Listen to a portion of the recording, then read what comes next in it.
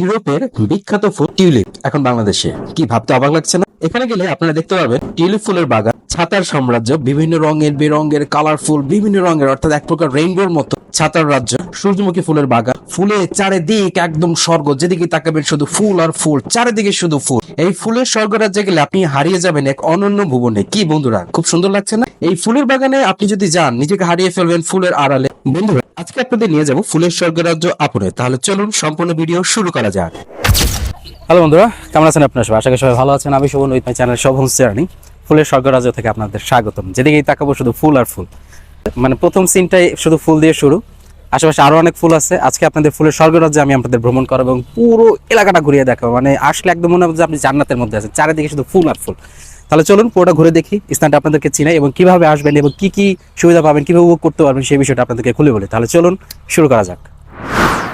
বন্ধুরা, এই স্থানটির নাম হচ্ছে নাগরিয়াকান্দি সানফ্লাওয়ার গার্ডেন আপন। এখানে আসতে হলে আপনাকে প্রথমে প্রবেশ মূল্য 50 টাকা টিকিট কেটে প্রবেশ করতে হবে। প্রথমে আপনাকে এই মাথার উপরে ছাতাগুলো অভ্যর্থনা জানাবে, অর্থাৎ মাথার উপরে রং বেরঙের ছাতাগুলো চোখে পড়ার পরেই পাশে মেঘনা নদী। ওরা রং বেরঙের ছাতার 3টা ডিজাইন করেছে। একদম ফার্স্ট, এটা হচ্ছে সেকেন্ড, এবং একটু পরে থার্ড আছে। অনেক ছাতা, কয়েক শত ছাতা দিয়ে এরকম ডিজাইন করা। আপনি চারিদিকে দেখতে পারবেন এই ছাতাগুলো দেখে যখন আপনি একটু এগিয়ে যাবেন, আপনাকে এই বিশাল করিডোর জুড়ে শুধু ফুল আর ফুল চোখে পড়বে। এই করিডোর গুলো আস্তে আস্তে আপনি এগিয়ে যাবেন। এগুলো থেকে এগিয়েই এই দুপাশে ফুলের পাশে হচ্ছে, আর ওরা একটা ঘর করেছে। ঘরটাতে কিছু নাই, ঘরটা ডিজাইন করে চারিদিকে ওরা ফুল দিয়ে সাজিয়ে দিয়েছে। আর এখানে হচ্ছে টিউলিপ ফুলের বাগান। অ্যাকচুয়ালি বিষয়টা হচ্ছে ফুল গাছগুলো, এই টিউলিপ ফুলের বিষয়টা হচ্ছে অনেক ব্যয়বহুল। ওরা ফুল গাছগুলো চারিদিকে বেড়া দিয়ে আটকিয়ে দিয়েছে। আর এই ফুলগুলোর যে চারা, এগুলো নেদারল্যান্ডস থেকে আনা। তো আমরা গিয়ে এখানে যিনি মালিক ছিলেন তাদেরকে অনেক রিকোয়েস্ট করলাম যে আমাদেরকে একটু প্রবেশ করতে দেন ভিতরে, অর্থাৎ এই টিউলিপ ফুলের যে বাগানটা আটকিয়ে দিয়েছে, এখানে গিয়ে কয়েকটা ছবি টবি তুলি বা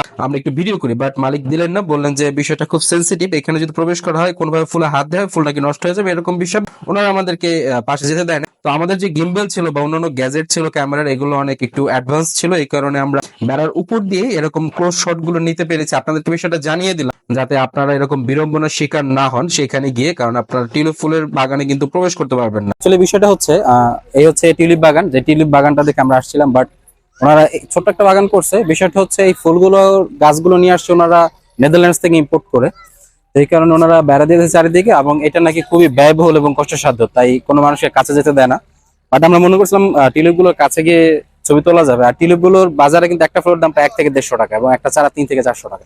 আমাদেরকে ঢুকতে দেয় নাই, ওনারা সেফলি রাখছে। তবে আসলে দূর থেকে ছবি টবি দেখতে পারবেন। আর টিউলিপ ফুল কিন্তু সর্বোচ্চ 4 থেকে 5 দিন থাকবে, এরপরে আর থাকছে না টিউলিপ ফুল। তো 4 থেকে 5 দিনের মধ্যে আপনাদের আসতে হবে যদি টিউলিপ ফুলগুলো দেখতে চান। এই হচ্ছে বিষয় টিউলিপ ফুল। তো কাছে গিয়ে ছবি তুলতে পারলে ভালো লাগতো, বাট দূর থেকেই দেখতেছি। তো এই ফুলগুলো দেখার পরে, আচ্ছা এইখানে আপনে যে ফুলগুলো আছে এর পাশে হচ্ছে সানফ্লাওয়ার গার্ডেন, ওনাদেরই পুরো অনেক বড়, একদম আমার চেয়ে বড় বড় হচ্ছে সূর্যমুখী গাছের বাগান। অ্যাকচুয়ালি আমরা যখন আসছি সূর্যটা মেঘের কারণে আজকে হয়তো একটু ঠান্ডা, মেঘের কারণে ঢেকে গেছে, এর জন্য সূর্যমুখী ফুলগুলো নিচ দিকে। কারণ আপনারা জানেন যে সূর্যমুখী ফুল হচ্ছে যেদিকে সূর্য থাকে ওইদিকে হা করে থাকে বা ওইদিকে মুখ করে থাকে। তো একটু নিচের দিকে আমরা ওইদিকে যে বাগানটা এইদিকে অনেক বড়। এই পুরো এলাকাটা হচ্ছে সূর্যমুখী বাগান, অর্থাৎ আপনের পাশে তাদের ফ্লাওয়ার গার্ডেন ওই যে ওইখানে পুরোটা একদম ফুল দিয়ে সাজানো, টিউলিপ ফুল এবং অন্যান্য জাতের সব ফুল। তারপরেই হচ্ছে ওনাদের সূর্যমুখী বাগান নদী। বন্ধুরা, কয়েকদিন আগে একটা সূর্যমুখী ফুল বাগান দেখিয়েছিলাম কালীগঞ্জে, আর এটা হচ্ছে এই অঞ্চলের সূর্যমুখী বাগান। মানে দেখতে পাচ্ছেন গাছগুলো কিন্তু প্রায় আমার সমান, আমার কাছাকাছি, পিছনের গুলো আমার মতো। বাট এখানে যে তার কাটা দেয়া, অর্থাৎ এভাবে আটকে দিচ্ছে, তো ভিতরে প্রবেশ নিষেধ।